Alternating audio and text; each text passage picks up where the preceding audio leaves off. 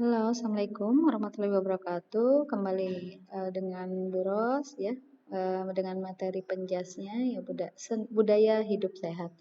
Oke, bagaimana kalian hari ini? Apakah dalam keadaan sehat?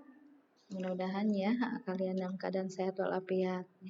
Oke, kita lanjut dengan penjasnya.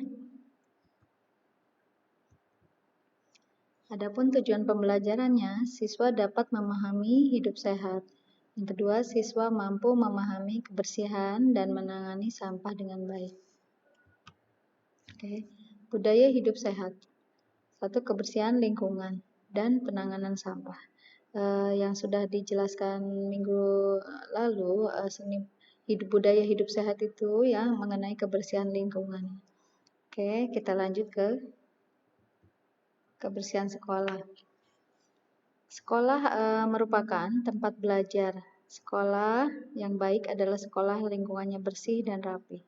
Sekolah terdiri dari ruang kelas, kantor, kamar kecil, halaman, kantin, dan sebagainya. Ruangan-ruangannya harus terjaga kebersihannya. Sekolah yang rapi ditata dengan rapi supaya murid-muridnya betah belajar. Kewajiban semua menjaga lingkungan sekolah yang bersih adalah sekolah yang sehat. Ciri-ciri sekolah yang sehat dan bersih adalah tidak membuang sampah sembarangan ya. Kalian dibiasakan untuk membuang sampah pada tempatnya ya atau bak sampah. Yang kedua, semua perabot di kelas selalu rutin dibersihkan agar supaya tidak kotor ya bekas nyamuk atau di sarang nyamuk atau bekas kecoa ya atau tikus mungkin. Kalau dibersihkan bisa dipakai kembali untuk hari-hari berikutnya, oke? Yang ketiga, tersedia keranjang sampah ya untuk membuang sampah di kelas. Tuh, tempat ada ruangannya ya, ada tempat keranjangnya.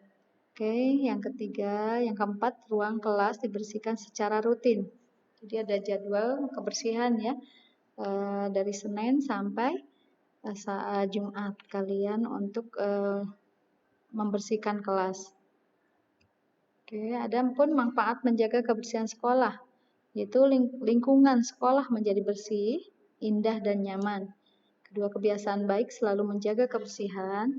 Dan yang ketiga, siswa akan belajar giat bila sekolah bersih. Nah, yang keempat, siswa akan terhindar dari penularan sakit. Oke, penanganan sampah. Sampah adalah suatu bahan yang terbuang atau hasil aktivitas manusia maupun alam yang belum memiliki nilai ekonomi. Ya. Sampah ada dua, yaitu organik dan anorganik.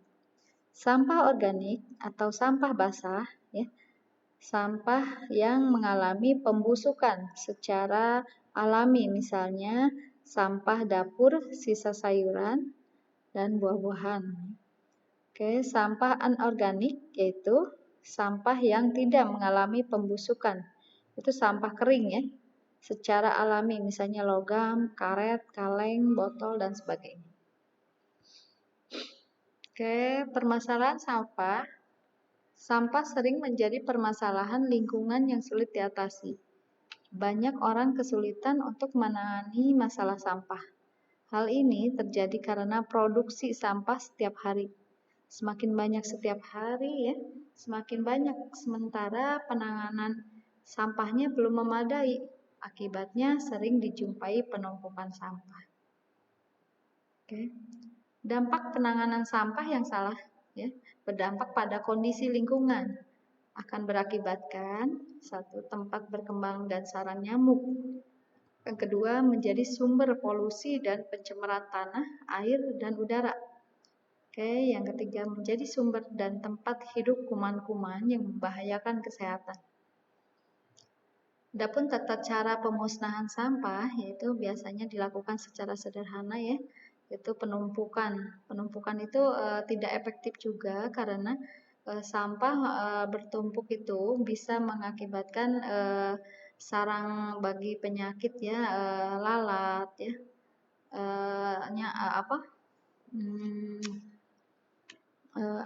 sarang nyamuk juga dan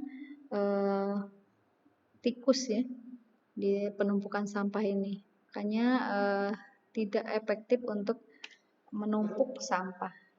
Yang kedua, pengomposan. Pengomposan itu kembali ke materi yang tadi, organik dan anorganik. Kita memisahkan organik dari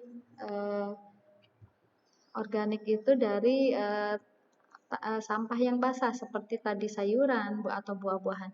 Jadi organik ini dipisahkan lalu dibikin pengomposan. Nah, untuk yang anorganik itu yang sampah keringnya dipisahkan juga seperti kaleng, seperti logam yang lain-lainnya.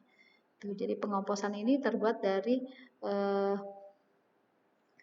bahan yang organik ya. Oke, pembakaran. Ya, jadi sampah ini dibakar ya, pembakaran. Tapi tidak efektif juga karena menimbulkan bau asap atau